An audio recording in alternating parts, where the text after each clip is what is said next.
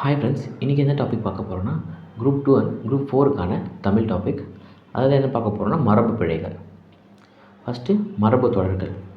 மரபு தொடர்கள் என்னென்னா தமிழ் மொழிக்கென சில சொல் மரபுகள் உள்ளன.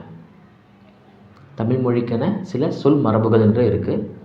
இப்போ மரபு என்னென்னு பார்த்தீங்கன்னா, நம் முன்னோர்கள் பழங்காலம் முதலே தொன்று தொட்டு வரக்கூடிய சொற்களை தான் மரபு சொற்கள் என்று சொல்கிறோம். அதன்படி பார்த்திங்கன்னா பறவைகளின் ஒலி மரபு பார்ப்போம். ஃபஸ்ட்டு பறவைகளின் ஒலி மரபு. ஆந்தை எப்படி கத்தும்னா, ஆந்தை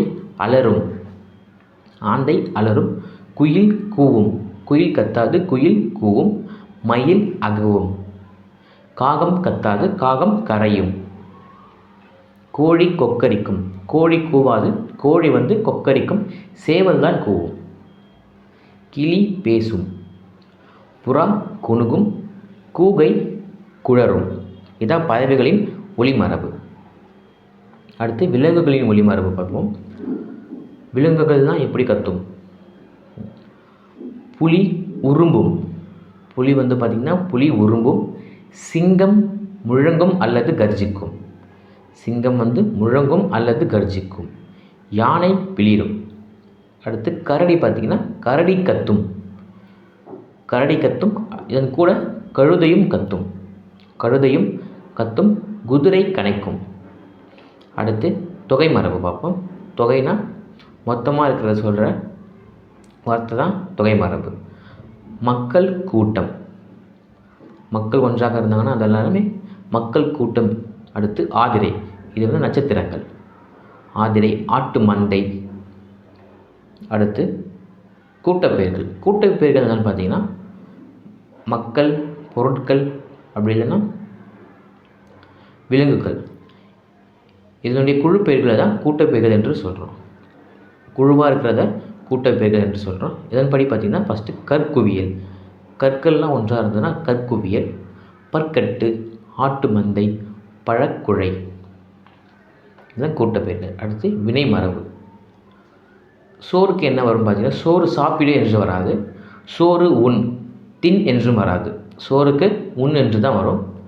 அடுத்து தண்ணீர் குடி, தண்ணீர் பருகு என்று வராது, தண்ணீர் குடி. பூ கொய், பூ பறி என்று வராது, பூ கொய். முறுக்கு தின், இந்த மாதிரி ஸ்நாக்ஸுக்கு மட்டும் தான் தின் என்று வரும், முறுக்கு தின். அடுத்து பால் பருகு, பால் பருகணும், தண்ணீர் குடி. இலை பறி, சுவர் எழுப்பு, கூடை முடை, பானை பனைதல். கூடை பின்னுதல் வரக்கூடாது, கூடை முடை, பானை வனைதல். அடுத்து தாவர இலை பெயர்கள். ஃபஸ்ட்டு ஆல், அரசு, மா, பலா, வாழை, இதனுடைய இலை வகைகளை இலை என்று சொல்கிறோம். அகத்தி, பசலை, முருங்கை, இதோடைய இலை வகைகளை கீரை என்று சொல்கிறோம். அருகு, கோரை, இதெல்லாம் புல். நெல், வரகு, இதனுடைய இலைகளை தாள் என்று சொல்கிறோம். மல்லி, தலை என்று சொல்லி பழகிட்டோம். அடுத்து சப்பாத்தி கள்ளி, தாழை, மடல். கரும்பு, நாணல், தோகை, கரும்போட இலையை தோகை என்று சொல்கிறோம். பனை, தென்னை, இதனுடைய இலையை ஓலை என்று சொல்வோம். கமுகு என்றால் பாக்கு, இதனுடைய இலையை கூந்தல் என்று சொல்கிறோம். அடுத்தது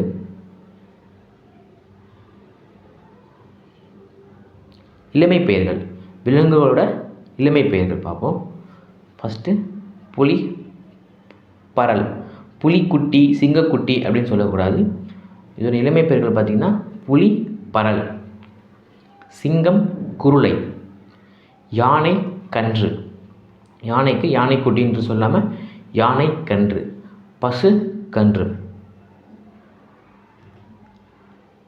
கரடி, குட்டி, கரடி குட்டி. ஆடுக்கும் குட்டி தான் வரும், ஆட்டுக்குட்டி என்று தான் வரும். அடுத்து மரபு தொடர்கள். முற்காலத்தில் இருந்த மரபு தொடர்கள். கொடிகட்டி பறத்தல் என்றால் புகழ்பெற்று விளங்குதல். அடுத்து அவசர குடுக்கை, அதாவது யோசித்து செயல்படாமல் இருக்கிறவங்கள அவசர குடுக்கை. எண்ணி செயல்படாமை. ஆயிரங்காலத்து பயிர், நீண்ட காலமாக இருப்பதை ஆயிரங்காலத்து பயிர். கல்லில் நார் உரித்தல், இது இயலாத செயல். கல்லில் நார் உரிக்க முடியாது, இது இயலாத செயல்.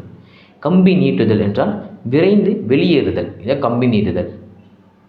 காணல் நீர். காணல் நீர்னால் இருப்பது போல தோன்றும் ஆனால் இருக்காது, இதுதான் காணல் நீர். அடுத்து கண்ணை மூடிக்கொண்டு, ஆராய்ந்து பாராமல். அடுத்து வாழையடி வாழையாக தொடர்ந்து வருதல். வாழையடி வாழையாகனா அது தொடர்ந்து வருதல். அடுத்து முதலை கண்ணீர். முதலை கண்ணீர்னா பொய் எழுகை. எடுப்பார் கைப்பிள்ளை. இதுக்கு பார்த்திங்கன்னா தன் சிந்தனையின்றி சொல்பவர் பேச்சு கேட்டு நடப்பவரை எடுப்பார் கைப்பிள்ளை என்று சொல்கிறாங்க. இதெல்லாம் மரபு தொடர்கள். அடுத்து மனக்கோட்டை. எதிர்காலத்தை குறித்து மனதில் வளர்க்கும் கற்பனை தான் மனக்கோட்டை. எதிர்காலத்தை குறித்து மனதில் வளர்க்கும் கற்பனை மனக்கோட்டை. அடுத்து கண்ணும் கருத்தும், முழு கவனத்துடன், இதை கண்ணும் கருத்தும் என்று சொல்கிறாங்க. அடுத்து அள்ளி இறைத்தல். இப்போ இவன் காசை அள்ளி இறைக்கிறான்ப்பான்னு சொல்லுவோம். அது பார்த்திங்கன்னா அளவுக்கு மேல் செலவழித்தல் தான் அள்ளி இறைத்தல் என்று சொல்கிறோம். இதோட மரபு தொடர்கள் முடியுது. தேங்க்யூ.